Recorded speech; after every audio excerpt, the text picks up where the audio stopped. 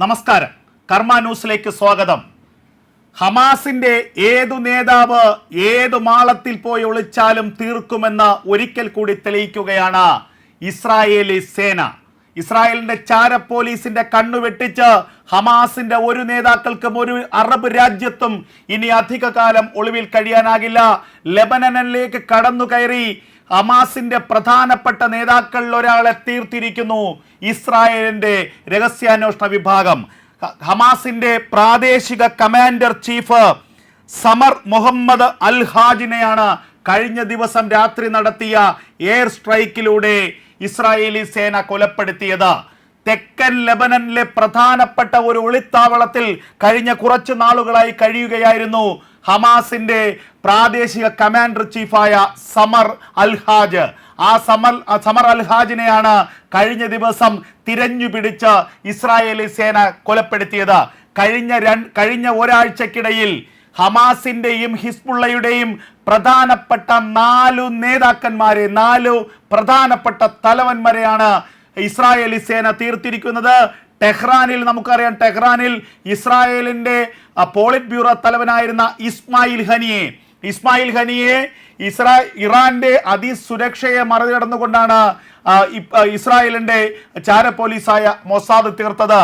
ആ 8 നില കെട്ടിടത്തിൽ ഇറാന്റെ പരമോന്നത നേതാവ്, ഇറാന്റെ പ്രസിഡന്റ് ഒക്കെ താമസിക്കുന്ന കെട്ടിടങ്ങൾക്കും 300 മീറ്ററുകൾ അകലെ അതീവ സുരക്ഷാ മേഖലയിൽ ഇറാന്റെ റവല്യൂഷണറി ഗാർഡ് 24 മണിക്കൂറും കണ്ണു ചിമ്മാതെ അവിടെ സുരക്ഷ ഒരുക്കുന്ന ഇടത്ത് നിന്നാണ് ഇസ്മായിൽ ഹനിയ എന്ന് പറയുന്ന ഹമാസിന്റെ നേതാവിനെ മൊസാദ് തീർത്തത്.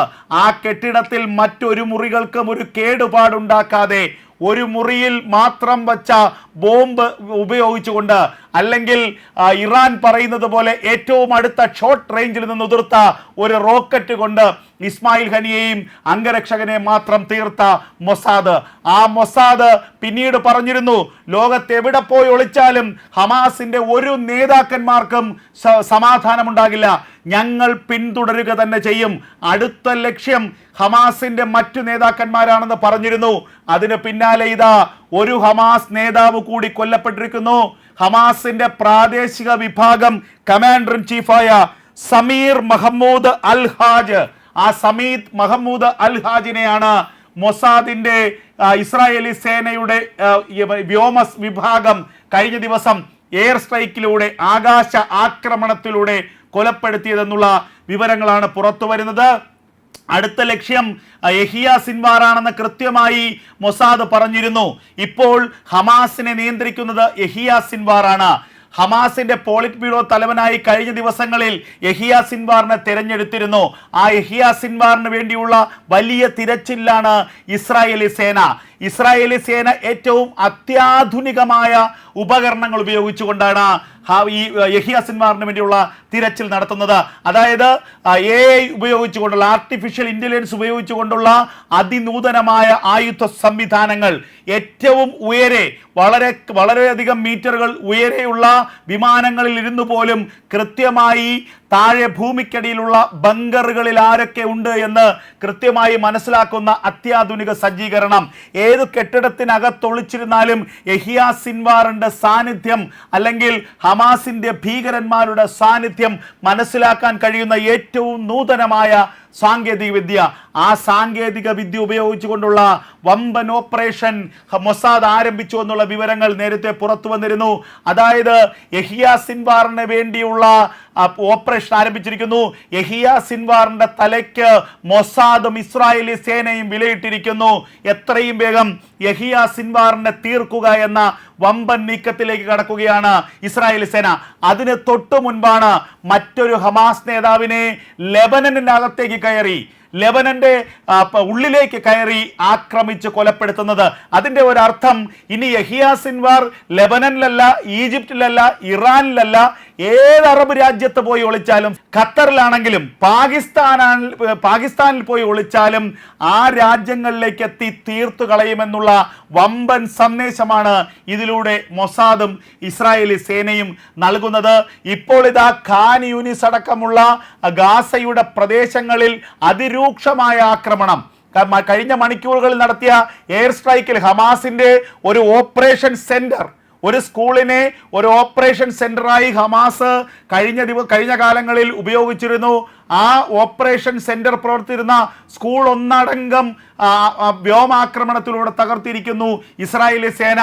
ഗാസ സ്ട്രിപ്പിലുടനീളം അതിരൂക്ഷമായ ആക്രമണം. ഗാസയുടെ തെക്കൻ മേഖലകളിൽ പ്രത്യേകിച്ച് ഖാൻ യൂനിസിലടക്കം കഴിഞ്ഞ മണിക്കൂറുകളിൽ 4 തവണ തുടർച്ചയായി റെയ്ഡ് നടന്നു ഇസ്രായേലി സേനയുടെ എന്നുള്ള വാർത്തകൾ പുറത്തേക്ക് വരികയാണ്. അതുപോലെ തന്നെ പാലസ്തീനിൽ യുദ്ധം ആരംഭിച്ച ശേഷമുള്ള മരണം 40,000 കടന്നിരിക്കുന്നു എന്നുള്ള വിവരങ്ങളും ഗാസയിൽ നിന്നും പുറത്തു വരികയാണ്. ഗാസയിലെയും റഫയിലെയും ഗാസയുടെ മുഴുവൻ പ്രദേശങ്ങളിലെയും 65% വരുന്ന കെട്ടിടങ്ങൾ പൂർണ്ണമായും ഉപയോഗശൂന്യമായിരിക്കുന്നു. ഈ കെട്ടിടങ്ങൾ ഇനി പുനർനിർമ്മിക്കാൻ കഴിയാത്ത വിധം ആ കെട്ടിടങ്ങളെ തച്ചു തകർത്തിരിക്കുകയാണ്. ഏറ്റവും പ്രധാനപ്പെട്ട കാര്യം, ഇപ്പോൾ ആക്രമണം നടക്കുന്നത് ബങ്കറുകൾ കേന്ദ്രീകരിച്ചാണ്. നമുക്കറിയാം, ഈ യുദ്ധം തുടങ്ങിയ ഘട്ടത്തിൽ ഒക്ടോബർ മാസം 7-ന് ഇസ്രായേലിലേക്ക് കയറി അടിച്ച ശേഷമാണല്ലോ യുദ്ധം ആരംഭിച്ചത്. ഈ യുദ്ധം തുടങ്ങിയതിന് ശേഷം ഈ ലോകമാധ്യമങ്ങൾ, പ്രത്യേകിച്ച് മലയാളത്തിലെ മാധ്യമങ്ങളടക്കം പുകഴ്ത്തിയത് ഹമാസിന്റെ ഈ ഭൂഗർഭ ബങ്കറുകളെ കുറിച്ചാണ്. ഹമാസ് ടണൽ എന്നാണ് അവർ, ഗാസ ടണൽ എന്നാണ്, ഗാസ മെട്രോ എന്നാണ് ഇതിനെയൊക്കെ വിശേഷിപ്പിച്ചത്. അതിൽ മലയാളത്തിലെ മാധ്യമങ്ങൾ നിരവധിയുണ്ട്. പത്രങ്ങളായാലും ചാനലുകളായാലും ഹമാസിനെ തൊടാനാകില്ല. ഈ ഗാസ മെട്രോയ്ക്ക് ഉള്ളിലേക്ക് കടന്നു കയറണമെങ്കിൽ 10 വർഷമെങ്കിലും എടുക്കും. അത്രത്തോളം ഉരുക്ക് കലർന്നതാണ്, അത്രത്തോളം ശക്തി കലർന്നതാണ് ഗാസ സ്ട്രിപ്പിലെ ഈ ഹമാസ് ടണലുകൾ, ഗാസ മെട്രോ. എന്നാൽ ആ ഗാസ മെട്രോയെ ഒന്നിനൊന്നിന് തച്ചു തകർക്കുന്ന നടപടിയാണ് ഇപ്പോൾ നടന്നുകൊണ്ടിരിക്കുന്നത്. ഏറ്റവും പുതിയതായി ഇസ്രായേലി സൈന്യം പുറത്തുവിട്ട കണക്കുകൾ പ്രകാരമാണെങ്കിൽ 15% ബങ്കറുകൾ, ഭൂഗർഭ തുരങ്കങ്ങൾ മാത്രമാണ് ഇനി തകർക്കാനുള്ളത്. ആ 15% വരുന്ന ഭൂഗർഭ തുരങ്കങ്ങൾക്കുള്ളിലായിരിക്കും ഇനി യഹിയ സിൻവാറും അവശേഷിക്കുന്ന ഹമാസിന്റെ തീവ്രവാദികളുമുള്ളത്. അല്ലാത്ത പക്ഷം ചില സാഹചര്യങ്ങളിൽ നേരത്തെ ചില ഹമാസ് നേതാക്കൾ രക്ഷപ്പെട്ടതുപോലെ ഈജിപ്തിന്റെ സഹായത്തോടോ അല്ലെങ്കിൽ ഇറാന്റെ സഹായത്തോടോ അല്ലെങ്കിൽ മറ്റേതെങ്കിലും അയൽ രാജ്യങ്ങളുടെ സഹായത്തോടോ ഈ യഹിയ സിൻവാർ അടക്കമുള്ളവർ രക്ഷപ്പെട്ടിരിക്കാനുള്ള സാധ്യതയും തള്ളിക്കളയുന്നില്ല. അത് മനസ്സിലാക്കിക്കൊണ്ട് അവശേഷിക്കുന്ന 15 മുതൽ 18% വരുന്ന ഭൂഗർഭ തുരങ്കങ്ങൾ തകർക്കുകയാണ് ഇസ്രായേലി സേന. ആ തുരങ്ക മുഖങ്ങളിലേക്ക്, തുരങ്കങ്ങൾക്ക് മീറ്ററുകൾക്ക് ഇടവിട്ടുകൊണ്ട് തുരങ്കങ്ങളുടെ കവാടങ്ങളുണ്ട്. ആ കവാടങ്ങൾക്കുള്ളിലേക്ക് അതിമാരക പ്രഹരശേഷിയുള്ള ബോംബുകൾ, 10 കണക്കിന് ഭാരമുള്ള ബോംബുകൾ വർഷിക്കുകയാണ്. അങ്ങനെ ആ ബോംബുകൾ തുരങ്കങ്ങളിലേക്കുള്ളിലേക്ക് വീണുകൊണ്ട് ആ ഭൂമിയാകെ പൊട്ടിപ്പിളരുന്ന അതിഘോരമായ ശബ്ദത്തോടു കൂടിയുള്ള ആക്രമണമാണ് ഇപ്പോൾ ഗാസയുടെ വിവിധ പ്രദേശങ്ങൾ നടന്നുകൊണ്ടിരിക്കുന്നത്. ദിവസങ്ങൾക്കുള്ളിൽ ഈ വമ്പൻ വീമ്പ് പറഞ്ഞ ഗാസ ടണൽ, ഗാസ മെട്രോ പൂർണ്ണമായും തകർക്കുകയും അതിനുള്ളിൽ അവശേഷിക്കുന്ന ഹമാസിന്റെ ഭീകരവാദികൾ അവിടെ തന്നെ ചത്തൊടുങ്ങുകയും ചെയ്യുമെന്നതിൽ ഒരു തർക്കവുമില്ല എന്ന വിവരങ്ങൾ പുറത്തു വരികയാണ്. ഹമാസ് ഏറ്റവും പ്രധാനമായി മണിക്കൂർ നൽകാൻ കഴിയുന്ന വിവരം, ഹമാസിന്റെ പ്രധാനപ്പെട്ട പ്രാദേശിക കമാൻഡർ ചീഫായ സമീർ മുഹമ്മദ് അൽ ഹാജ് കൊല്ലപ്പെട്ടു എന്നുള്ള വിവരമാണ്. അതിൽ ഏറ്റവും ശ്രദ്ധേയമായ കാര്യം, ലെബനനിലുള്ളിൽ ഒളിവിൽ കഴിയുകയായിരുന്ന സമീർ അൽ ഹൗജിനെ ആ സ്ഥലത്തേക്ക് എത്തിയാണ് ഇസ്രായേലി സേന ആക്രമിച്ച് കൊലപ്പെടുത്തിയത്. അതിനർത്ഥം ഏതു രാജ്യത്തും ഇനി ഹമാസിന്റെ ഭീകരവാദികൾ സുരക്ഷിതരല്ല. ഹമാസിന്റെ ഭീകരവാദികൾക്ക് ആരൊക്കെയാണോ അഭയം നൽകുന്നത് അവരെ കൂടി ശത്രുപക്ഷത്ത് നിർത്തിക്കൊണ്ടുള്ള യുദ്ധമായിരിക്കും ഇനി വരും ദിവസങ്ങളിൽ ഇസ്രായേലി സേന നടത്തുക.